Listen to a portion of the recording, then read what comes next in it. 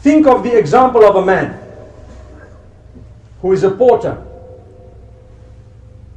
who is at a train station, carrying bags of people from point A to point B, getting 50 pence a throw.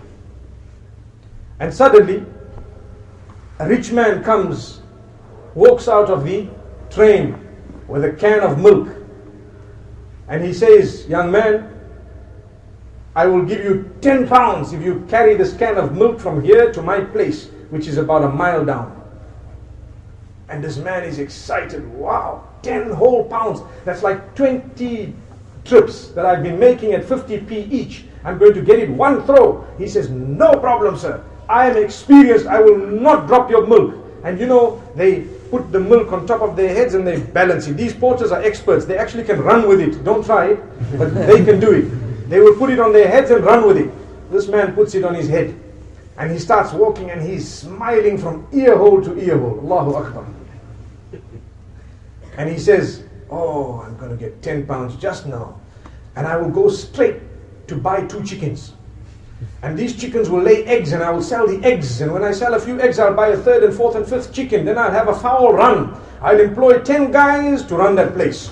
Then I will buy more chickens and I will sell eggs and chickens, and I will slaughter chickens and open a little abattoir, and I will be able to get those chickens across to the butchers. Then he says, after that I'm going to buy sheep. And then I'll buy a little farm, and on that farm we'll have so many sheep, and I'll sell the little sheep as well as slaughtering them and providing the butchers with halal mutton. Then he says, thereafter I'll buy cows. Wow, look at him. 10 pounds. He's talking.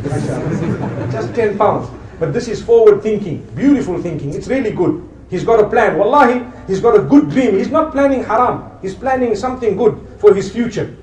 Then he says, and after that I will move further and I will have a whole farm and I will go into crop and I will be able to harvest and I will be able to sell. And then I'll buy the big buildings in the city, that one and that one and that one and that. And by the time I'm the biggest businessman around, the girl I went to propose for last year, because her father's the mayor, they said no to me. They will get to know about me themselves.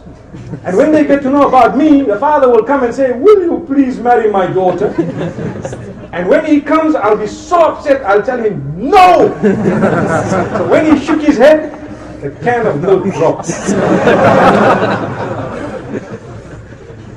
When he shook his head, the can of milk dropped. When the can of milk dropped, the owner of the milk turns around and says, hey, didn't I tell you I would pay you 10 pounds for this milk and not to drop it? He says, hey, relax, relax. You know, that's my favorite word. Relax, take it easy. You just lost a can of milk. I lost my chickens and my eggs and my sheep and my cows and my farms and my buildings, and 600 people lost their jobs. And at the same time I lost my marriage and my whole life is gone, so just keep quiet, okay? What's the moral of that? The moral of it is, one small distraction in your life can shatter your dreams, my brothers, my sisters.